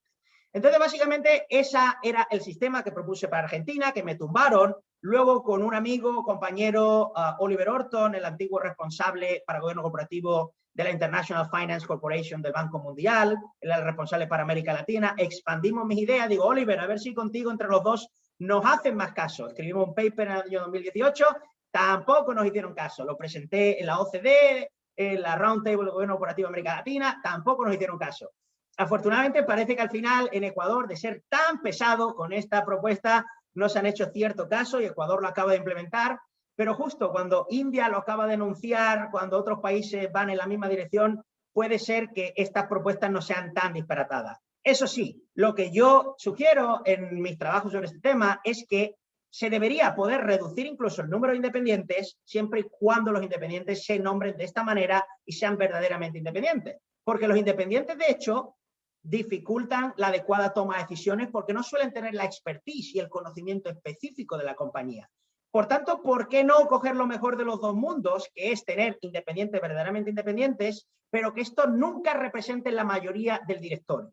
Así la mayoría del directorio lo van a comprender ejecutivos que verdaderamente conozcan el negocio y además ejecutivos nombrados por el socio de control, porque no se trata de quitarle ese poder al socio de control. El socio de control es mayoritario, tiene por las reglas del derecho social de la mayoría el poder y debería tener el poder de decidir la estrategia empresarial de la compañía. Debería poder controlar el directorio. Lo que no debe hacer es aprovecharse de esa posición de dominio para enriquecerse a nivel personal. Por tanto, la propuesta que realizo intenta combinar ambas cosas, darle el poder absoluto o preservar el poder absoluto del mayoritario, pero con esos minoritarios ahí metidos en el directorio para verdaderamente protegerlo. Por tanto, en definitiva, creo que todavía nos queda mucho por hacer en materia de derechos y sociedades, en materia de esos dos grandes objetivos que he comentado, pero reduciendo esos costes de constitución y funcionamiento de sociedades, que es algo que se consigue precisamente a través de adoptar las SAS, la original que nos trajo el profesor Francisco Reyes y que se está adaptando en varios países de la comunidad latinoamericana, y fomentar el uso de nuevas tecnologías. Ello nos va a permitir contribuir al emprendimiento, la competitividad, la formalización de empresas y la innovación, y a través de reducir, que es el gran talón de Aquiles todavía en América Latina, esos conflictos entre las diferentes partes relacionadas con la sociedad, y en particular el tunneling. A través de hacer eso, no solo conseguiremos mayor justicia ex post, sino que desde un punto de vista ex ante habrá más personas interesadas en financiar compañías, lo que contribuirá no solo al desarrollo del mercado de valores, sino en general al crecimiento económico y la mejora del bienestar colectivo en la región.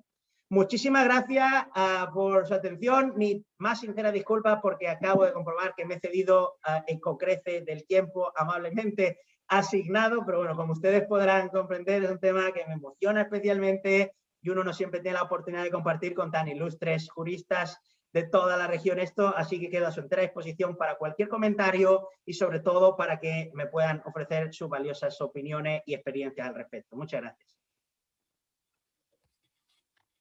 Bueno, muchísimas gracias, clarísima la exposición. Creo que para los que no sabemos tanto de derecho societario, un atrevimiento decir no sabemos tanto, ha sido invalorable su aporte. Yo voy a leer igual el libro que me ofreció la doctora Marina Sánchez Herrero, así para la próxima charla puedo saber un poquito más.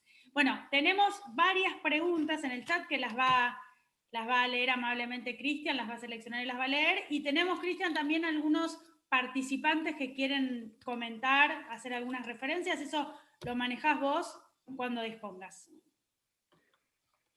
Sí, bueno, muchas gracias. La charla fue excelente, no hace falta que acote nada más yo. Diría que para no cansar tanto al doctor Godoy Martínez, que bueno, más allá del gusto que notamos siempre en todas sus disertaciones, implica un esfuerzo estar concentrado tanto tiempo. Vamos a leer algunas de las preguntas, quizás seleccionando las que creo principales, y vamos a dar la palabra en caso que algún colega quiera expresarlo verbalmente. En primer lugar, el doctor José Boteri pregunta: ¿es compatible la SAS con la protección de minoritarios, con evitar la opresión y el tunneling? Sí, bueno, todo depende. Ok. Sí, todo depende de cómo se diseñe, porque en realidad la principal contribución de la SAS no es tanto en materia del segundo objetivo del derecho de sociedades que he comentado, de los conflictos y el particular del tunneling, sino que la SAS tiene como principal objetivo centrarse en el primero, ¿no? Que es la reducción de esos costes de constitución y funcionamiento de sociedades. Por tanto, la adopción de la SAS, a mi juicio, debería ir acompañada de otra serie de medidas precisamente que se centren en el segundo, que es la prevención del tunneling, que justo es lo que acaba de hacer Ecuador. Es decir, han implementado la SAS por un lado, pero por otro lado han implementado un sistema de mayoría de minoría, de remedios opresivos, de directores independientes, de mayor divulgación de información para las transacciones con partes relacionadas. Por tanto, yo diría sí, es compatible, pero siempre y cuando se acompañe de toda esta batería de medidas complementarias. Perfecto, muchas gracias. Vamos a darle la palabra al doctor José Boteri, que bueno, fue quien formuló la pregunta y quiere hacer un comentario. Gracias. José. Bueno, muchas gracias, y la verdad un honor participar de esta charla. Gracias, Cristian, y felicitaciones porque fue una disertación muy completa, ¿verdad? Yo me pregunté muchas veces por qué en materia societaria en nuestro país la gente, el común de las personas, no invierte en sociedades, ¿verdad? Sería esa la pregunta: ¿por qué cada uno de nosotros no tiene acciones en la bolsa? ¿Por qué no invertimos en pequeños emprendimientos por ahí de familiares, de gente común? Y hay una única razón en nuestro país de por qué eso no es así, y la razón es porque el Estado realmente invade todo el mercado de capitales de un modo tal que genera que la mayoría del mercado de capitales sean títulos de deuda de un Estado que es deficitario. Eso pasa en la mayoría de los países latinoamericanos, y eso es lo que deforma el sistema, porque digamos, la gente en vez de comprar acciones, la verdad, ve mucho mejor en comprar títulos de deuda del Estado o poner la plata en los bancos, y los bancos obviamente se refinancian con los títulos de deuda estatal, lo cual genera un circuito que hace imposible que las empresas tengan inversiones de ese tipo. Es decir, el principal problema que yo encuentro para el desarrollo de las sociedades o del derecho societario o del mercado de inversiones privadas en la región tiene que ver justamente con esa presencia del Estado. En nuestro país, si ustedes comparan el mercado de títulos de deuda pública estatal versus el mercado de acciones, se revela claramente que el mercado de acciones es un enano comparado con el mercado de títulos de deuda. Ese es el principal problema, porque digamos, en nuestro país, Business Judgment Rule existe hace bastante tiempo, es decir, hay fallos, Pereda con Pampadro en la década del 80, es decir, protección al minoritario, bueno, hay una justicia cada vez más activa en nuestro país sobre protección al minoritario, y así un montón de cuestiones, pero si ustedes me preguntan por qué no existe ese desarrollo, pese a que tenemos las SAS y tenemos otras tantas cosas, bueno, el motivo principal, lamentablemente, me parece que es ese, tiene que ver con una política estatal que todavía no ha cesado. Esa es una de las cuestiones que me parecía importante destacar. Después, respecto del tema de los objetivos del derecho de sociedades, el profesor Aurelio marcó dos objetivos y obviamente uno no puede no estar de acuerdo en cualquiera de los dos, pero pareciera que uno de los objetivos del derecho de sociedades debería ser también buscar un equilibrio en la distribución de riesgo. En nuestra ciudad y en nuestro país, uno de los problemas que tenemos es que muchos emprendimientos privados trasladan el riesgo al mercado. ¿A través de qué? Bueno, a través de sociedades que tienen un capital muy insuficiente, ¿verdad? Enfrentan emprendimientos que no están a la altura de las circunstancias, muchas veces contratando personal que no pueden sostener en el tiempo, con una economía que es muy riesgosa en nuestro país, y bueno, termina trasladándose el riesgo al mercado. Entonces, uno de los objetivos que yo encuentro en el derecho societario es tratar de buscar ese equilibrio en el reparto y distribución de riesgos entre el emprendimiento, los emprendedores y el mercado. En lo demás, felicitaciones, la verdad que fue un gustazo que participar de esta charla, y bueno, lamentablemente yo encuentro esos obstáculos. Gracias. Bueno, muchas gracias, José. Aurelio, si quieres hacer un comentario de esto, tenés la palabra. Si no, hacemos alguna preguntita más en adelante. Sí, no, muchísimas gracias. Muy brevemente, respecto al primer tema, efectivamente, la intervención del Estado creo que puede ser uno de los factores también que dificulta. Otro de los factores también puede ser precisamente el mayor nivel de riesgo generalmente asociado a la compra de acciones respecto a lo que es la emisión de deuda.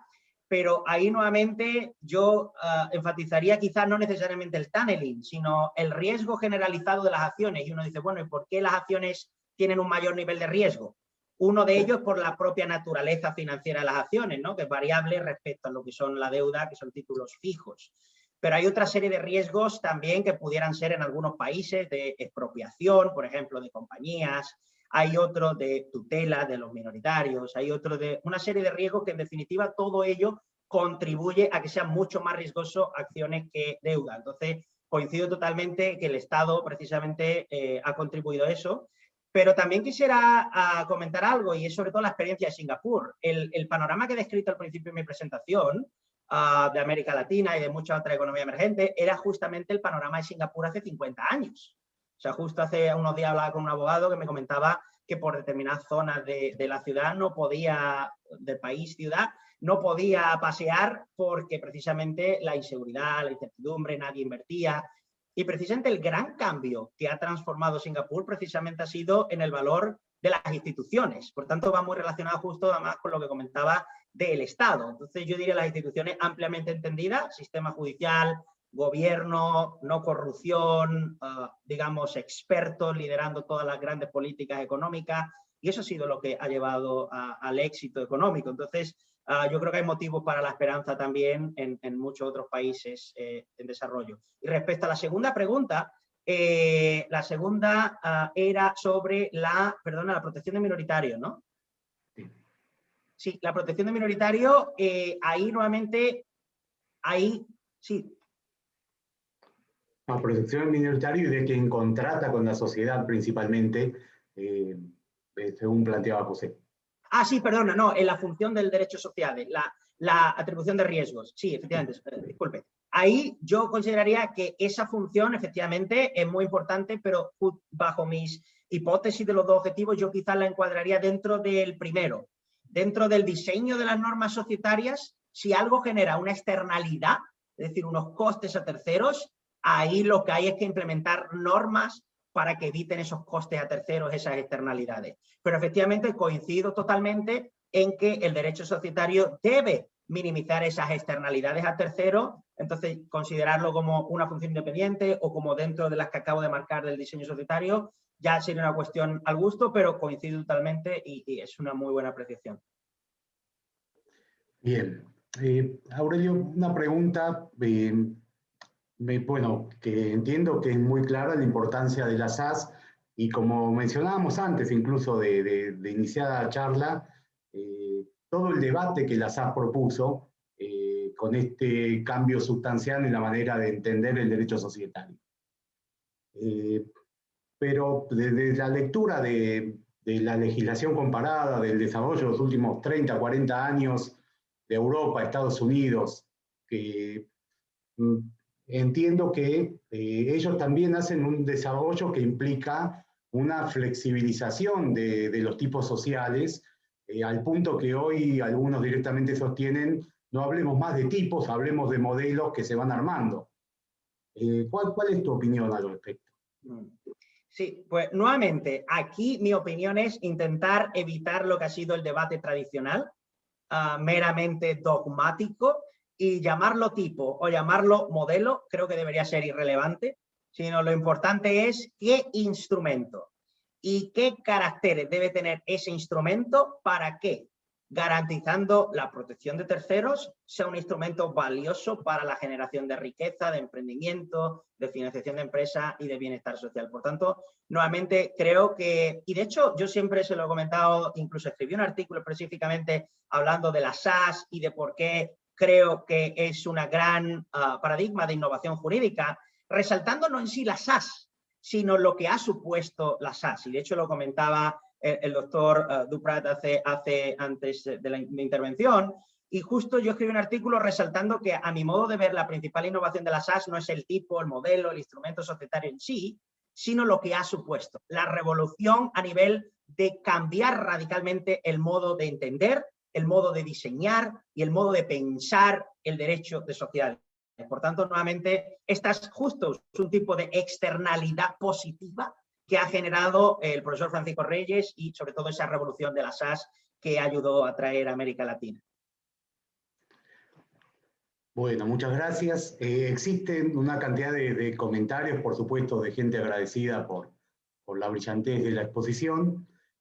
¿Algún comentario de algunos colegas de otros países que indican la problemática que, como vos lo resaltás, es común? Por lo pronto una colega de Venezuela dice no solo el problema de que la justicia es lenta, sino la falta de conocimiento de los jueces en áreas como contabilidad o economía. Y lo resalta esta característica como uno de los inconvenientes que podemos ver, sumado a las decisiones, no hay una transdisciplinariedad, dice, en las decisiones judiciales para proteger a los accionistas minoritarios. Digo porque Venezuela quizás es un país del que no hubo una referencia concreta, pero bueno, vemos que quizás la problemática es común. Hay una pregunta más que en parte entiendo que está respondida, pero quizás la oportunidad para hacer un cierre, y es la siguiente. Tomando como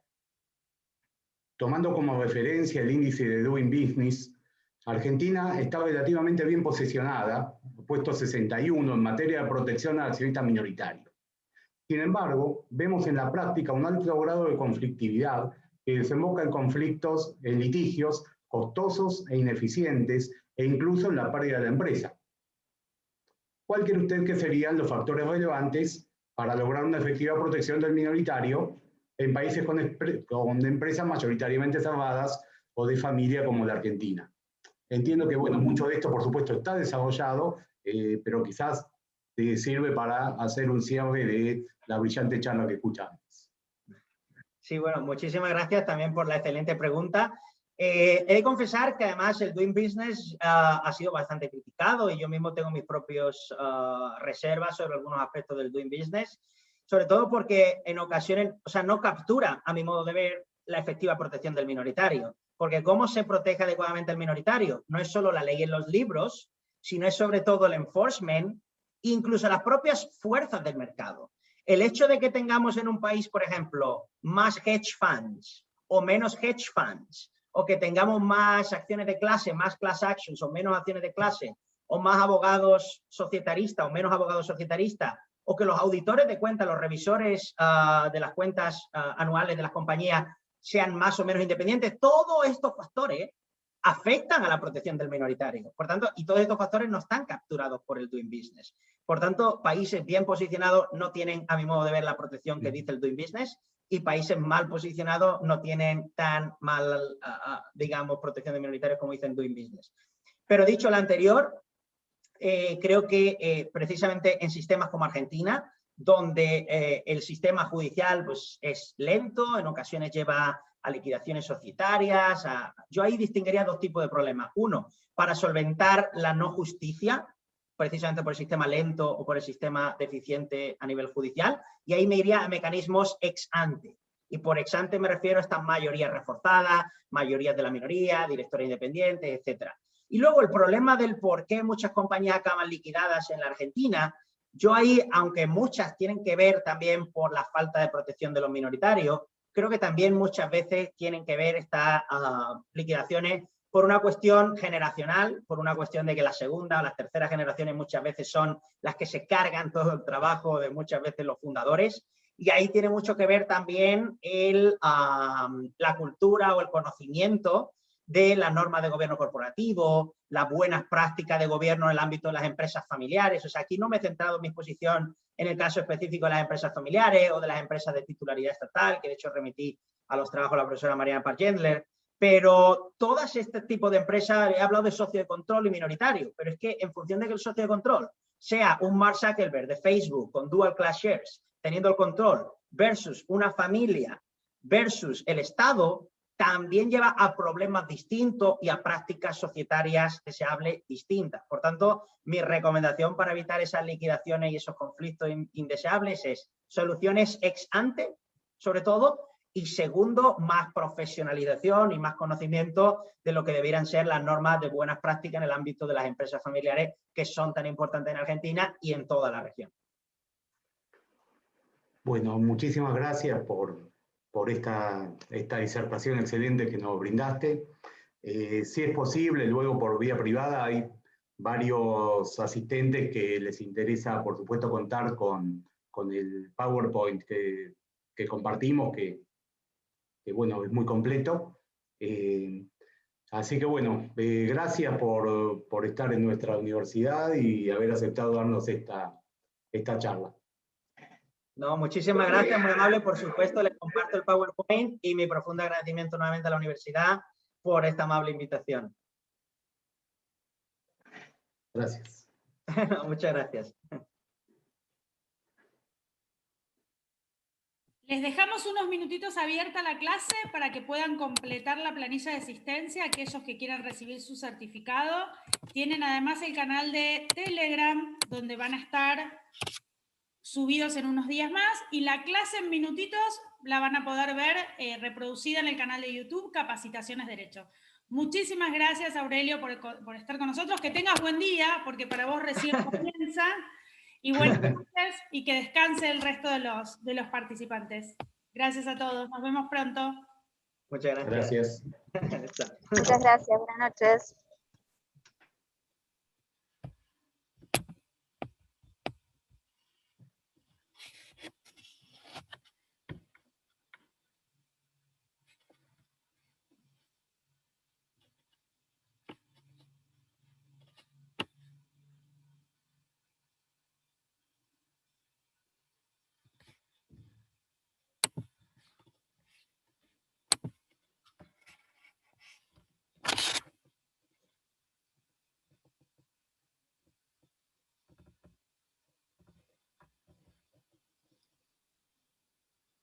No, ya se puede dejar de grabar, ¿verdad?